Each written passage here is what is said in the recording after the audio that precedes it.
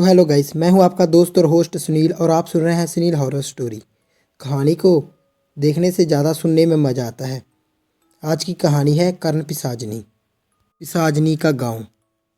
मैंने सुना था कि उस गांव के बारे में कोई बात ही नहीं करना चाहता था।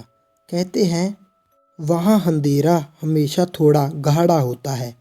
गांव के लोग उसे पिशाचनी का गांव कहते थे। कोई भी यात्री या कोई भी वहाँ रात में नहीं रुकता था। लेकिन मैं, आज की जनरेशन का व्यक्ति, मुझे तो भूत सवार था सच्चाई जानने के लिए।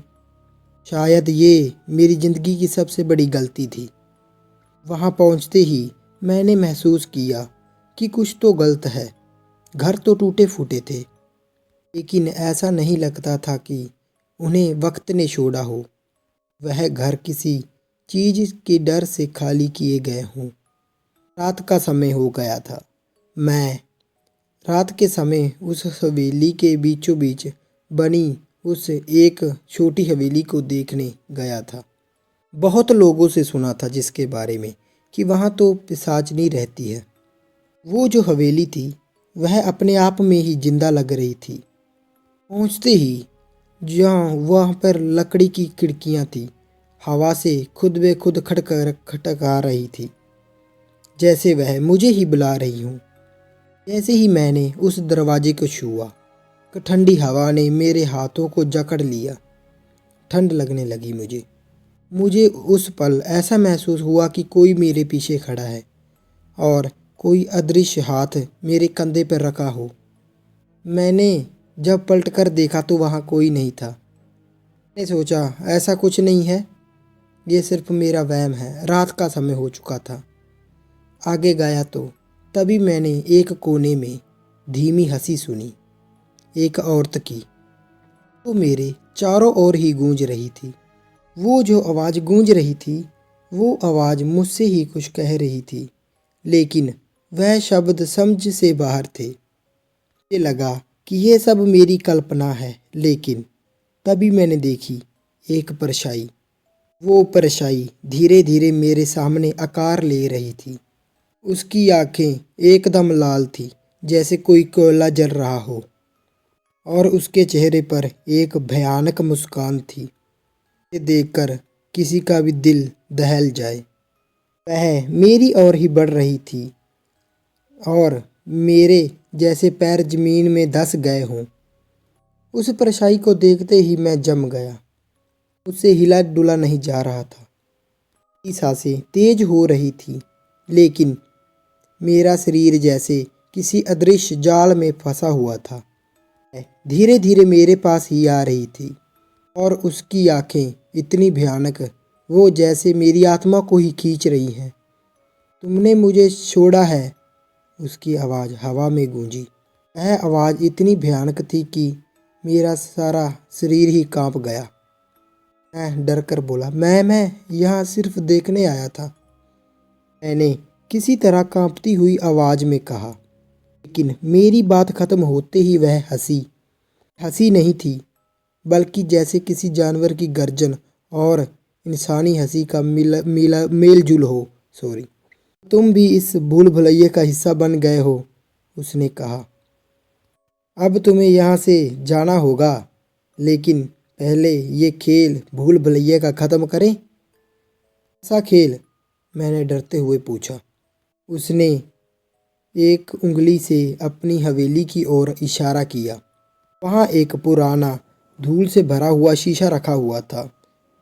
इस शीशे में तुम्हें अपनी सच्चाई देखनी होगी, लेकिन याद रखना, हर सच्चाई का एक मूल्य होगा। मैंने डरते डरते शीशे की ओर कदम बढ़ाए। तो मैंने उसे उठाया तो उसमें अपना चेहरा देख सकता था, लेकिन ये मेरा चेहरा नहीं था। मेरी आंखें उसकी तरह ही जल रही थीं। मेरा चेहरा किसी परछाई की तरह विकृत था। ये क्या है? मैंने चीखते हुए पूछा। पिशाचनी ने कहा, ये वही चेहरा है जो तुम्हारे अंदर छिपा है। ये सब तुम पर है कि इसे अपनाओ या इसे मिटाने की कोशिश करें। पिशाचनी ने कहा।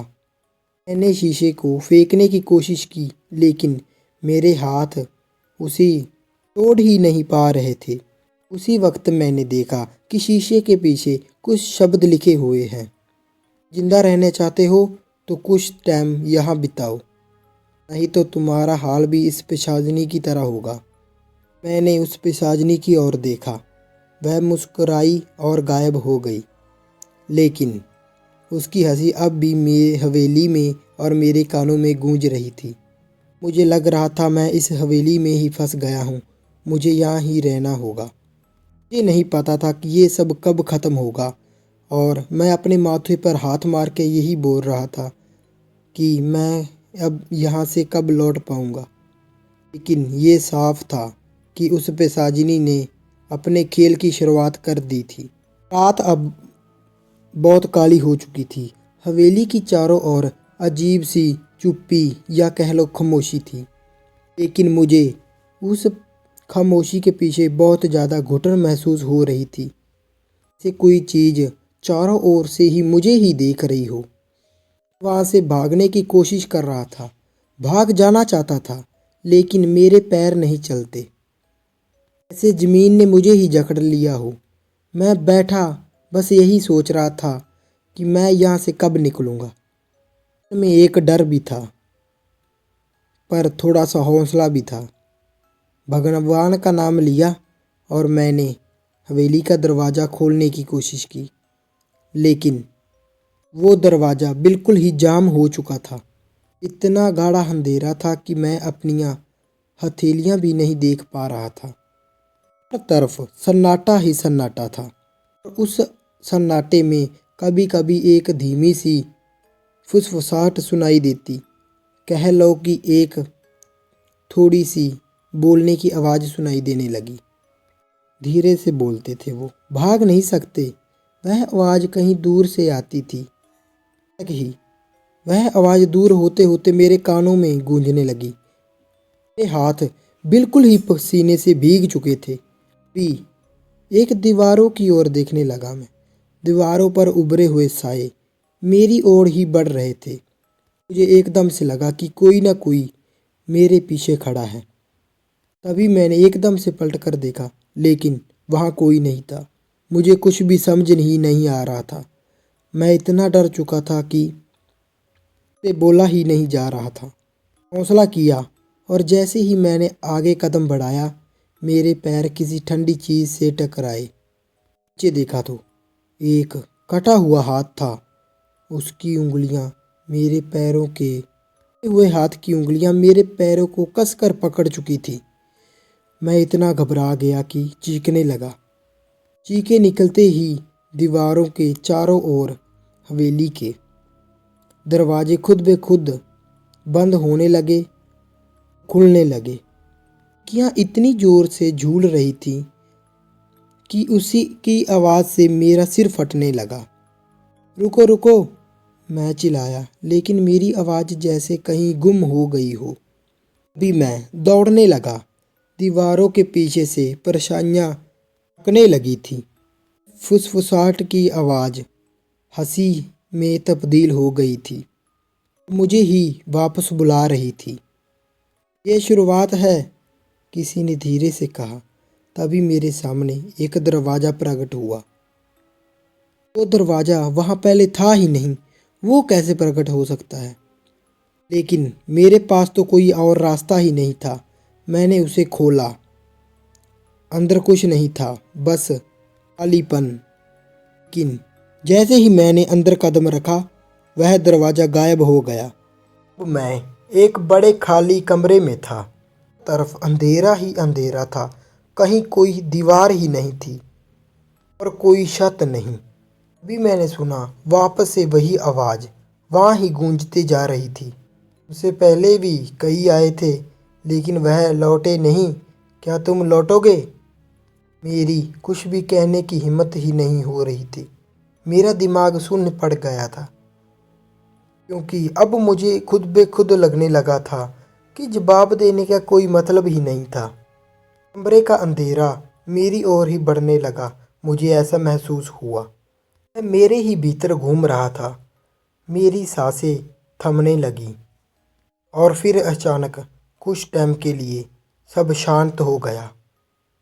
बस एक चीज़ बची थी, मेरी धड़कन, जो अब धीमी पड़ते जा रही थी। अंधेरा इतना था कि जैसे मेरे चारों ओर किसी ने रात को ही कैद कर लिया हो। मैंने जैसे तैसे सांसें संभालने की कोशिश की, लेकिन हवा भी अब बहुत तेज हो चुकी थी। अचानक मुझे महसूस हुआ कि मैं अकेला नहीं था। सामने कुछ कदम दूर एक परछाई खड़ी थी। वह तो कोई बिल्कुल भी आवाज़ नहीं कर रही थी, बस खामोशी से मुझे ही देख रही थी। कौन है? वहाँ कौन है? मैंने डरते हुए पूछा। वह जवाब नहीं देती, पर जैसे जैसे मेरी नज़र उस पर टिकती गई, मुझे एहसास हुआ कि वह सिर्फ एक परछाई नहीं थी। उसकी आंखें थी ठंडी और सफ़ेद आंखें, जो सिर्फ मुझ पर ही जमी हुई थी। और फिर उसकी गर्दन एक अजीब सी आवाज़ से के साथ ही टेढ़ी हो गई। अभी मेरे पसीने छूट गए। अब मुझे लग रहा था कि मैं यहाँ से नहीं बच सकता। लेकिन एक और आत्मा आई और दिखाई दी। फिर दाईं ओर, अब तो चारों तरफ वह सब आत्माएं मुझे ही घूर रही थी। उनके शरीर बिल्कुल ही इंसानों जैसे नहीं थे और चेहरे पर कोई चमड़ी नहीं थी, बस मांस और हड्डियां ही दिख रही थी। ये आंखें ऐसे मुझे घूर रही थी जैसे बस वो भी मुझे अपने साथ ले जाएंगी, और उनके मुंह से सड़ी हुई गंध आ रही थी। आत्मा ने आगे बढ़कर अपने कंधे से जलते हाथ को ऊपर उठाया। उसकी उंगलियां लंबी और नुकीली थी। मुझे ही इशारा कर रहा था कि मैं उसकी ओर आऊं। नहीं नहीं, मैंने खुद को समझाने की कोशिश की, लेकिन मेरे पैर जैसे खुद ब खुद ही उसकी ओर बढ़ने लगे। जैसे ही मैं उसके पास पहुंचा तो उसने एक हाथ से अपना मुंह खोले। उसकी मुंह से चुप्पी नहीं, बल्कि एक अजीब सी चीख सुनाई दी। अचानक उसमें से एक ने मुझे अपनी ओर खींचा। उनकी उंगलियां मेरी गर्दन पर थी और मैं अपनी जगह से हिल भी नहीं पा रहा था। मैंने पहली बार बोलते हुए कहा, तुम्हें भी अब हमारे जैसा बनना होगा। ये आवाज़ इतनी डरावनी थी, इतनी गहरी थी कि मेरे अंदर फट गया। ऐसे सैकड़ों आवाज़ें एक साथ बोल रही हों। अब मेरा शरीर ठंडा पड़ने लगा, मेरा साथ देना छोड़ता जा रहा था। बहुत तेज चीखना चाहता था, लेकिन मेरी आवाज़ जैसे कहीं दबी गई हो। एक दूसरी आत्मा मेरे पास आई। उसने अपनी खोखली आवाज़ों से मुझे देखा, आंखों से मुझे देखा और धीमे धीमे अपने चेहरे के करीब लाने लगी। उसके चेहरे से तो खून ही टपक रहा था। कि वह करीब आई तो उसकी सांसों की बदबू की लहर मेरे नथुने में घुस गई। उसकी सड़ी हुई उंगलियां मेरे चेहरे पे छूने लगी और फिर अचानक मुझे तेज खांसी होने लगी, इतनी ज़्यादा कि मेरे मुंह से खून आने लगा। तभी ने एक साथ बोलना शुरू कर दिया, वह तुम्हारा अंत है, अब तुम हमारे हो। मुझे खांसी आ रही थी और उन्होंने मुझे चारों तरफ से घेरा हुआ था। मैं अपने आप को जैसे तैसे संभाला। उनकी उंगलियां मेरी त्वचा में चुभ रही थी। उनका हर स्पर्श जलता हुआ महसूस हो रहा था। मैंने देखा हवेली की दीवारें पिघलने लगी थी, जैसे ही वह जीवित लग रही थी, और अब वो सब मुझे अपनी ओर खींचने लगी। अब तो फर्श भी मेरे पैरों के नीचे से गायब हो रहा था। तो सिर्फ गिर गया था, लेकिन गिरावट खत्म ही नहीं हो रही थी। वो चेहरा, वो सड़े हुए हाथ और वो ठंडी आंखें अब हर जगह थी। मैं उसकी गिरफ्त से बचने की कोशिश कर रहा था, लेकिन हर बार कोई नया हाथ मेरी ओर बढ़ता। अब बचने का कोई रास्ता नहीं है, वह बोलते। और फिर तभी उन्होंने मेरी आंखों को ढक दिया अंधेरा पूरी तरह मुझ पर हावी हो गया। अंधेरा बिल्कुल घना हो चुका था, लेकिन अब ये कोई आम अंधेरा नहीं था, ये सजीव था। इतनी गहराई में कुछ था मौत मतलब। उनकी गंध हवा में फैल चुकी थी, ठंडी सील और सड़ी हुई आँखें और बिखरे शव यानी कि डेड बॉडीज अब उठने लगे थे। उनकी टूटी फूटी हड्डियाँ मराती थी, ऐसे वह अपने शरीर को दोबारा खड़ा करने की कोशिश कर रहे हों। एक के चेहरे पर वही खौफनाक खालीपन था, लेकिन इस बार उनकी आंखें ही नहीं थी, लेकिन फिर भी वो मुझे देख रहे थे। इन लुहान हो चुकी थी, खून की धाराएं मेरे पैरों के पास बह रही थी। कदम पर लगता मैं किसी की खोपड़ी पर या किसी की पसली पर या किसी की आंखों पर पैर रख रहा हूँ। एक गहरी ठंडी हंसी गूंज उठी। ये वही थी, ये वही पिशाचनी थी। अब वो अचानक अंधेरे से प्रकट हुई। उसका चेहरा पहले से भी भयानक था। उसकी आंखें अब पूरी तरह जल रही थीं और उसके बाल जहरीले सांप की तरह हवा में लहरा रहे थे। ने ये खेल चुना और अब ये इसका अंत है, उसने गूंजती हुई आवाज़ में कहा। मैंने अपने जीवन में जो बुरे काम अच्छे काम किए थे, वह एक लाइन वाइज मेरी आंखों के सामने आने लगे। वह बोली। उसकी आवाज़ मौत को किसी प्राचीन गीत जैसी थी। उसने अपने ओर देखा और उंगलियों को उठाया। उसके इशारा करते ही वह सारे डेड बॉडीज शव मेरी ओर खींचने लगे। उनकी सड़ी हुई उंगलियां मेरी त्वचा को काट रही थी। मैं झटपटा रहा था, जैसे कोई जिंदा आदमी को आग में जला रहा हो, लेकिन वह हर तरफ से मुझे दबोच रही थी। ये जगह मौत का घर है, पिशाचनी ने कहा। यहाँ जो भी आता है कभी जिंदा लौटकर नहीं जाता, पिशाचनी ने फिर से कहा। उसकी चाल में एक अजीब सी ठहराव था। उसने एक कदम आगे बढ़ाया, जैसे वह हर पल का आनंद ले रही हो। पिशाचनी ने गरजते हुए कहा, तुम जानते हो इंसानों की सबसे बड़ी कमजोरी क्या है? उसने बताया, लेकिन मैं जवाब नहीं दे सकता था। मैं कुछ बोलने के लिए संघर्ष कर रहा था, लेकिन मेरे गले में फंसी उनका हाथ सिर्फ मेरे गले से सिर्फ घुटी हुई आवाज़ें निकल रही थी। उसने खुद ही जवाब दिया, डर। वह डर है जो इंसानों को मेरी ओर खींचता है, और अब ये तुम्हारा भी अंत है। उसने अपना हाथ बढ़ाया। उसकी उंगलियां से धुआं निकलने रहा था, जैसे वो आग से जल रही हों। उसने मेरे चेहरे को छुआ। मेरा पूरा शरीर ही जैसे आग की लिपट में आ गया हो। मेरे कुल इतनी हिम्मत ही नहीं थी कि मैं चीख भी नहीं सका। ये तुम्हारी आत्मा का अंत है, उसने कहा। वो हंस रही थी।